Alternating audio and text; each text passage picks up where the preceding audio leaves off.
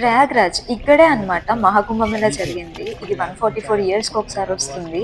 And Kumbh Mela every 12 ఇయర్స్‌కి ఒకసారి వస్తుంది. మేము ట్రిప్ స్టార్ట్ చేసినాక ఈరోజు ఫస్ట్ టైం పోలీస్ వాళ్ళు ఆపారనమాట మమ్మల్ని ప్రయాగ్రాజ్‌లో. అసలు వర్షం ఎంత హెవీగా పడుతుందంటే చూస్తున్నారు కదా! రోడ్డు పైన చెట్టు విరిగి పడింది కింద. అంత హెవీ చెట్టు. ఇంకా మేమైతే ఫైనల్‌గా అయోధ్య అయితే రీచ్ అయిపోయాము. అసలు మీరే చూడండి ఎన్ని లారీస్ ఉన్నాయో. నేను యాక్చువల్లీ ఇది టైమ్ లాప్స్ లో తీసాను. ఇదంతా వాటర్ ఉండే ఒకప్పుడు. అసలు ఇప్పుడు చూడండి కంప్లీట్ గా డ్రై అయిపోయింది. Hello viewers, welcome back to my channel.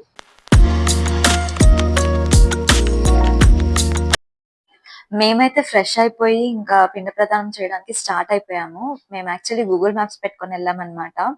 So మమ్మల్ని ఇది రివర్ కి డిఫరెంట్ సైడ్ తీసుకెళ్ళింది. లైక్ అంటే అన్ని ఉండే సైడ్ కాకుండా డిఫరెంట్ సైడ్ తీసుకెళ్ళింది అనమాట. సో అక్కడ చాలా లిమిటెడ్ బోట్స్ ఉండే అండ్ ఏం లేకుండే, చాలా తక్కువ మంది కూడా ఉండే. సో మేము ఏం చేసామంటే అక్కడ ప్రైసెస్ అవన్నీ కనుక్కొని మెయిన్ సైడ్ కి వెళ్ళిపోయాము. సో దట్ మాకు ప్రైజెస్ అవన్నీ ఐడియా ఉంటాయని చెప్పి. ఇక్కడ చాలా బోట్స్ ఉన్నాయి. మేము అక్కడ ప్రైసెస్ కనుక్కొని రావడం మంచి పని అయింది. ఇక్కడ వాళ్ళు ఎంత పడితే అంత చెప్తున్నారు. ఫస్ట్ అయితే 2500 3000 అలా చెప్పారనమాట. అటు సైడ్ ఆయన అయితే డైరెక్ట్ 4000 ఎంత ఉన్నారు. ఇంకా ఇక్కడ మాకు ఫైనల్ గా 1500 కి ఒక ప్రైవేట్ బోట్ అయితే దొరికేసింది. ఇక్కడ త్రివేణి సంగం దగ్గర వాటర్ తీసుకెళ్ళడానికి అలా ఎంటీ క్యాన్స్ కూడా అమ్ముతూ ఉండే. ఇంకా మేమైతే బోట్ లోకి ఎక్కుతున్నాము. లోనే పండిత్ కి కూడా మనీ ఇంక్లూడ్ అయ్యి ఉన్నాయి. అండ్ పిండ ప్రదానానికి కావాల్సిన సామాన్లన్నీ కూడా వాళ్ళే తెచ్చుకున్నారు. ఇంకా మాకు లైఫ్ జాకెట్స్ అయితే ఇచ్చారు. మేము వేసుకొని అలా ముగ్గురం 3 సైడ్స్ కూర్చున్నాం అన్నమాట. ఇంకా పండిత్ గారు అయితే అది స్టార్ట్ చేసేసారు పూజ. బోట్ కదులుతూ ఉంటేనే ఆయన పూజ స్టార్ట్ చేశారన్నమాట. ఇంకా పూజ అదంతా చాలా బాగా చేశారు ఆయన. ఆయనకి తెలుగు కూడా అర్థమవుతుంది. అక్కడ అసలు ఆల్మోస్ట్ అందరికి తెలుగు అర్థమవుతుంది. వాళ్ళు మనకి రిప్లై కూడా తెలుగులో ఇస్తున్నారు. ఇంకా మేమైతే త్రివేణి సంగంకి స్టార్ట్ అయిపోయాము. ఇలా బోట్‌లో పూజ చేయడం అయితే నేను ఫస్ట్ టైమ్ చూస్తున్నాను. ఆ ఎక్స్‌పీరియన్స్ చాలా బాగుండే. చాలా పీస్‌ఫుల్‌గా ఉండే చుట్టూ సరౌండింగ్స్ మొత్తం.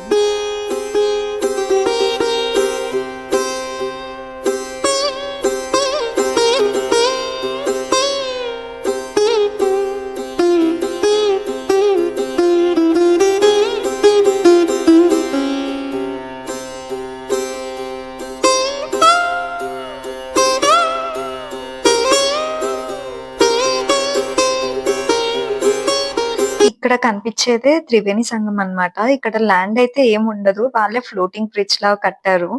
అండ్ ఇక్కడే అన్ని బోట్స్ ఆగుతాయి. అండ్ వాళ్ళు మనం బాత్ చేసి రిటర్న్ వెళ్ళే వరకు వెయిట్ చేస్తారు. ఇక్కడే సరస్వతి, యమున అండ్ గంగా రివర్స్ 3 కలుస్తాయి. సరస్వతి వాటర్ లోపల నుంచి వచ్చి కలుస్తుందంట. అండ్ యమున రివర్ వాటర్ అయితే డార్క్ గ్రీన్ కలర్ లో ఉంటాయి. అండ్ గంగావైతే కొంచెం మట్టి కలర్ లో ఉంటాయి. ఇక్కడ అంత డీప్ గా కూడా ఉండదు. వాటర్ మన వేస్ట్ వరకే వస్తాయి. నడవచ్చు లోపల. ఇంకా మేము కూడా ఒకసారి హోలీ డిప్ తీసుకొని వచ్చి రిటర్న్ స్టార్ట్ అయిపోయాము. అసలు నేను ఎంత కష్టపడి బోట్ నడుపుతున్నారో. ఇప్పుడైతే మేము ప్రయాగ్రాజ్ టు అయోధ్య అయితే స్టార్ట్ అయిపోయాము. మాకు 4 అవర్స్ చూపిస్తుంది. 168 కిలోమీటర్స్ ఉంది. మేము ట్రిప్ స్టార్ట్ చేసినాక ఈరోజు ఫస్ట్ టైం పోలీస్ వాళ్ళు ఆపారనమాట మమ్మల్ని ప్రయాగ్రాజ్ లో. ఇక్కడ ఫస్ట్ లైసెన్స్ అడిగారు. లైసెన్స్ చూపించాము. దాని తర్వాత పియూసీ అడిగారు. అడిగితే మేము కొత్త కార్ అని చెప్పాము. ఇంకా ఆర్సీ చూపిమన్నారు. ఆర్సీ చూసాక ఇంకా వెళ్ళిపోమన్నారు అనమాట. ఇప్పటి వరకే అసలు ఆపలేదు ఎక్కడ. ఆల్మోస్ట్ 1500 కిలోమీటర్స్ దాటి వచ్చాము. Multiple states దాటాము. బట్ ఎక్కడా ఆపలేదు. ఫస్ట్ టైం ఇక్కడే యూపీలో ఆపారు. ఇప్పుడు మళ్ళీ సేమ్ టైం విదిన్ 10 మినిట్స్ లో మళ్ళీ సెకండ్ టైం పోలీసులు ఆపారు. ఈసారి అసలు డైరెక్ట్ రావడమే నెంబర్ ప్లేట్ తప్పు ఉంది, మీది గడబడి ఉంది నెంబర్ ప్లేట్ అని అన్నారు. చూసారు, మా స్టేట్ లో గవర్నమెంట్ ఇచ్చిన నెంబర్ ప్లేటే ఇక్కడ వేసాం మేము. చూడండి, వెనక చూడండి, ముందు చూడండి అంటే okay number plate okay, but మీరు టింట్ వేయించుకున్నారు కదా, అది ఎక్కువ ఉంది లిమిట్ కంటే అని చెప్పారు. మేము అప్పటికి అది కూడా లిమిట్ లోనే ఉంది, ఒకసారి మీరు చెక్ చేసుకోండి అని కూడా చెప్పాము. దాని తర్వాత డ్రైవింగ్ లైసెన్స్ చూపిమన్నారు. అది చూపించాము. ఇంకా వచ్చి ఫైన్ ఏమంటారా లేకపోతే ఏమైనా మనీ ఇస్తారా? ఫైన్ వేస్తే 10,000 వేస్తారంట. ఇక్కడ వీళ్ళకి ఇవ్వాలి అంటే 6,000 7,000 అడిగారు. మేము అంత ఇవ్వలేము, మేము ఇన్ని స్టేట్స్ దాటొచ్చాము, బట్ స్టిల్ ఎక్కడ ఇట్లా చూడలేదు, ఇట్లా అడగలేదు కూడా. మీరు అసలు దేనికి ఫైన్ వేస్తున్నారు అని అడిగితే టింట్ అని చెప్తున్నారు. ఇంకా టింట్ పీకుతూనే ఉన్నారనమాట. మేము అసలు పీకకండి, మీరేంటి ఇట్లా పీకుతున్నారు, మేము సరే మనీ ఇస్తాము అని చెప్పి అడిగితే వాళ్ళు 7,000 ఇవ్వమన్నారు. ఇంకా హర్ష ఉండి అది పీకేసుకోండి, మేము అది వేపడానికే మాకు 2,000 తీసుకున్నారు, మీరు డైరెక్ట్ దానికోసం మీరు 7,000 ఫైన్ వేస్తున్నారా అంటే ఒక 2-3 ఎగ్జాంపుల్స్ ఇచ్చాడు. టాబ్లెట్ ఇంతే ఉంటుంది, ఇంపాక్ట్ ఇంత ఉంటుంది, అట్లాంటివి. ఇంకా 500 ఇస్తాము అంటే అవ్వదు అని 1,000 రూపీస్ ఇవ్వమన్నారు. ఇంకా 1,000 ఇవ్వగానే తీసుకొని సైలెంట్ గా పాకెట్ లో పెట్టుకొని వెళ్ళిపోమన్నారు. అంటే అందరూ పోలీస్ ఇట్లానే ఉంటారు అని కాదు, బట్ ఉన్నారు ఇట్లా కూడా ఇంకా పోలీస్ వాళ్ళు. అసలు ఫైన్ ఎందుకు వేస్తున్నారో తెలీదు.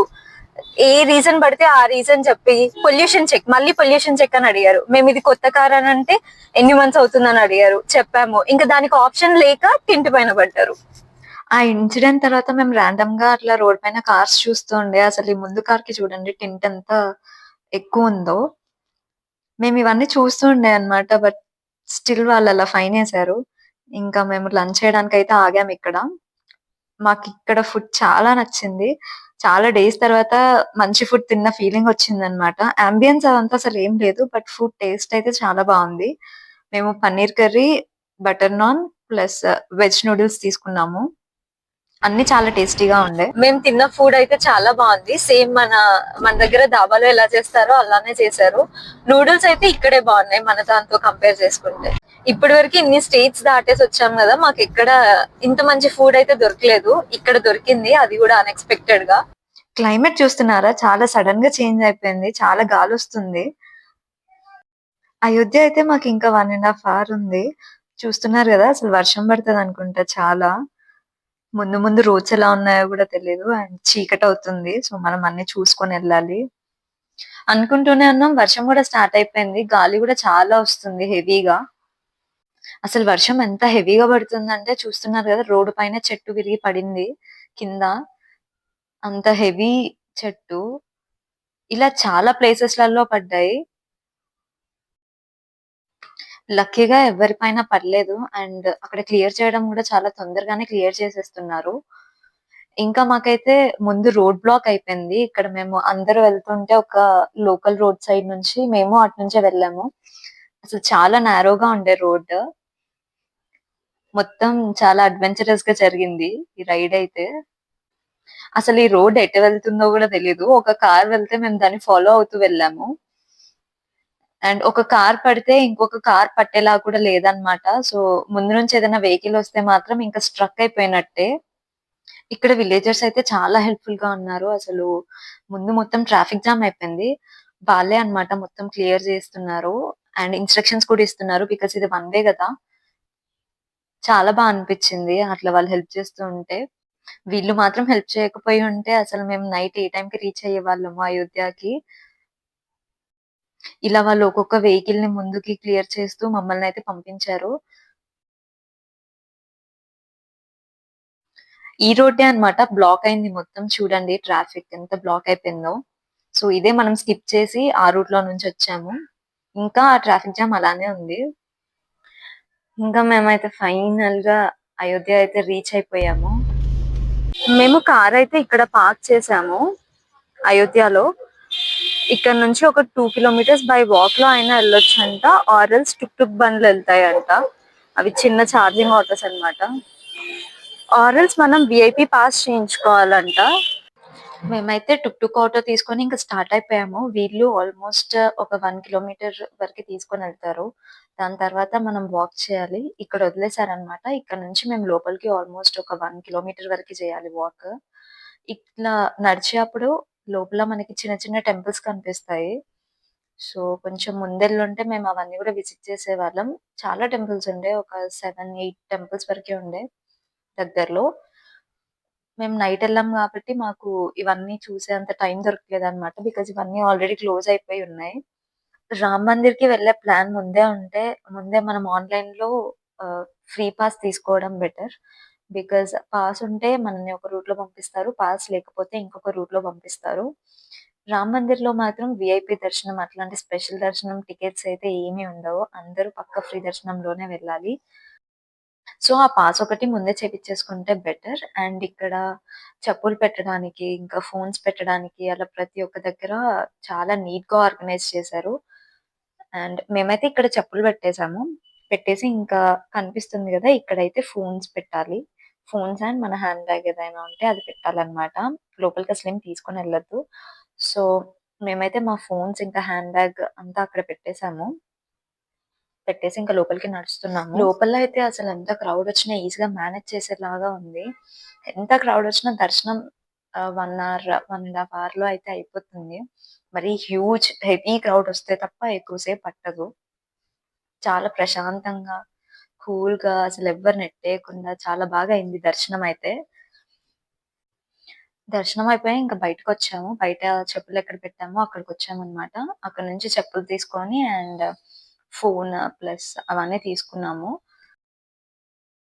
టెంపుల్ నుంచి బయటికి రాగానే ఇక్కడ ప్రసాదం పెడుతుండే. పొంగల్ చాలా అంటే చాలా టేస్టీగా ఉండే. చాలా వేడిగా గూడా ఉండే. ఇంకా అది తినేసి మేము బయటికి నడుచుకుంటూ వచ్చేసాము. వచ్చి ఇక్కడ ఆటో తీసుకున్నామనమాట కార్ దగ్గరికెళ్ళడానికి. ఇంకా కార్ దగ్గరకైతే స్టార్ట్ అయిపోయాము. ఇప్పుడే అయోధ్య దగ్గర దర్శనం అయితే అయిపోయింది. టెంపుల్ అయితే అసలు ఎంత పెద్దగుంది తెలుసా? చాలా పెద్దగుంది. చాలా పీస్‌ఫుల్‌గా ఉంది. చాలా ప్లానింగ్‌తో కట్టారు. చాలా అనిపిచ్చింది. దర్శనం మాత్రం చాలా బాగా అయింది. ఇప్పుడైతే గయాకి స్టార్ట్ అయ్యాము. అసలెంత క్రౌడొచ్చినా చాలా ఈజీగా మేనేజ్ చేసేలాగా ప్లాన్ చేసి కట్టారు. అండ్ ఇంకా కన్‌స్ట్రక్షన్ అవుతుంది. మేబీ ఇంకో 2, 3 ఇయర్స్ పట్టొచ్చు ఆర్ ఇంకా తొందరగానే అయిపోవచ్చు. బట్ చాలా ప్లానింగ్‌తో కట్టారు. ఇప్పుడైతే టైమ్ 9:40 అవుతుంది. మేము గయాకైతే స్టార్ట్ అయిపోయాము. ఇక్కడ నుంచి గయా ఆల్‌మోస్ట్ 8 అవర్స్ 15 మినిట్స్ అయితే చూపిస్తుంది. 450 కిలోమీటర్స్. మాకు ఈ ట్రిప్‌లో హైవే పైన ఫుడ్ అయితే సరిగ్గా దొరకట్లేదు. అది మాకు అర్థమైంది. సో, ఇంక అందుకే అయోధ్యలోనే ఏమైనా తినేద్దాము అని అనుకున్నాము. అందుకే డామినోస్‌కొచ్చాము. సో, డామినోస్‌లో తినేసి ఇంకా స్టార్ట్ అవుదాము అని అనుకున్నాము. మేము ఆర్డర్ చేసిన పిజ్జా గూడా వచ్చేసింది. ఇంకా ఫాస్ట్‌గా తినేసాము. చాలా టేస్టీగా ఉండే పిజ్జా. ఇంకా స్టార్ట్ అయిపోయాము. ఇప్పుడే పూర్వాంచల్ ఎక్స్‌ప్రెస్ వే ఎక్కాము. అసలు చాలా బాగున్నాయి రోడ్స్ అయితే. ఇంకా మాకు 390 కిలోమీటర్స్ అయితే ఉంది. 6 అవర్ 47 మినిట్స్ అండ్ 75 ఈటీఏ.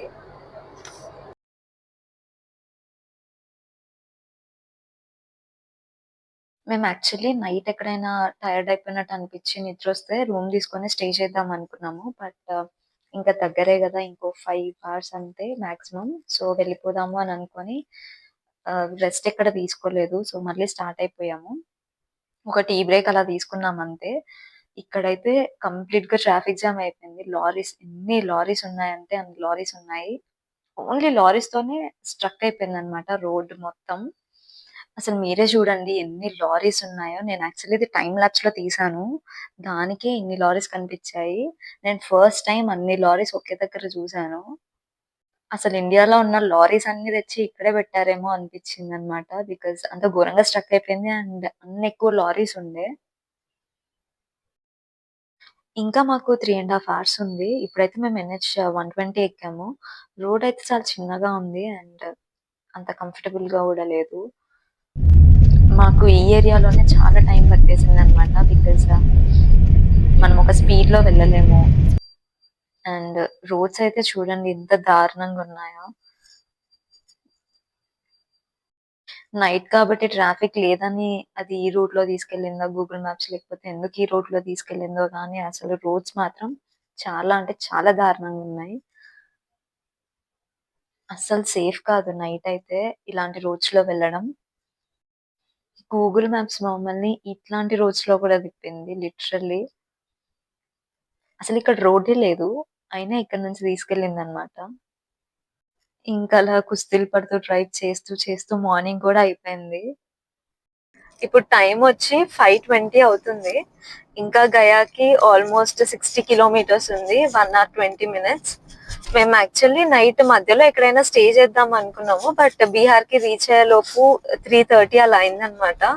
ఇంకా సరే నాన్ స్టాప్‌కి వెళ్ళిపోదాము అని చెప్పేసి వచ్చేసాము.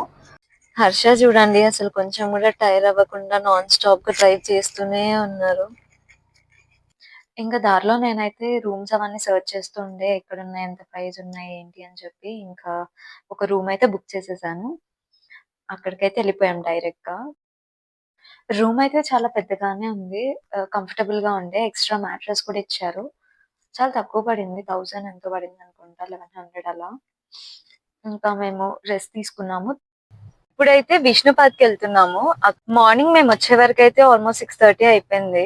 సో మేము రాగానే కొంచెం రెస్ట్ తీసుకున్నాము. ఇప్పుడైతే టైం 4:37 అవుతుంది ఈవినింగ్. మేమేం తినలేదు. సో అందుకే వెళ్తున్నాం అన్నమాట పిండ ప్రదానం చేయడానికి. పిండ ప్రదానం ఏం తినకుండానే చేస్తారు. సో అందుకే మేము ఇప్పటివరకు ఇంకేం తినలేదు. అది అయ్యాక ఇంకా చూడాలి ఏం తినాలి అని. ఈ టెంపుల్ దగ్గరే పిండ ప్రదానం చేపిస్తారన్నమాట. సో లోపలికి వెళ్ళి చూద్దాం. వారణాసి, ప్రయాగ్రాజ్ అండ్ గయా ఇవన్నీ చాలా ఏన్షియంట్ ప్లేసెస్ కాబట్టి వీటికి ప్రాపర్ గా పార్కింగ్ స్పేస్ అట్లా ఏమి ఉండదు. కొంచెం పార్కింగ్ అయితే ఇబ్బందే అయింది మాకు. రోడ్స్ కూడా అన్ని చాలా చిన్న చిన్నగా కంజెస్టెడ్ గా ఉంటాయి. టెంపుల్ లోపల ఒక 200 మీటర్స్ టు 300 మీటర్స్ వరకు నడిచే అంత ఉంటుందన్నమాట డిస్టెన్స్. లోపల ఇలా షాపింగ్ కి చిన్న చిన్న థింగ్స్ కూడా ఉంటాయి. బట్ చూసుకోవాలి ఏమైనా షాప్ చేసే ముందు. అక్కడ చాలా మోసం చేస్తారు. సో చూసుకొని షాపింగ్ చేయడం బెటర్. లోపలికి వచ్చాక మేము అడిగితే ఇక్కడ దేవ్ ఘాట్ దగ్గర అవుతది అని. సో ఇప్పుడైతే అక్కడికి వెళ్తున్నాము. ఇక్కడ అసలు వాష్రూమ్స్ వాడరు అనుకుంటా. ఎక్కడ పడితే అక్కడే సుసు చేసేస్తున్నారు. అంతా స్మెల్లీగా ఉంది. ఘాట్ దగ్గరకు వచ్చాము బట్ అసలు వాటరే లేవు. మొత్తం శాండే ఉందన్నమాట. చూపిస్తాను మీకు కూడా.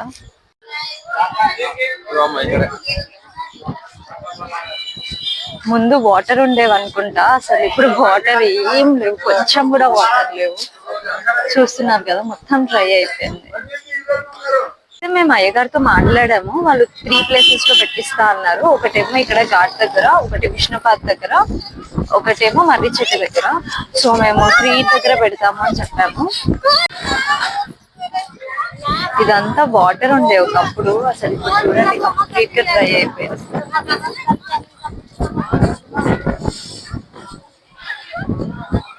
ఇప్పుడే గుడిలో దర్శనం అయితే అయిపోయింది. ఇంకా రూమ్ దగ్గరికి వెళ్తాం.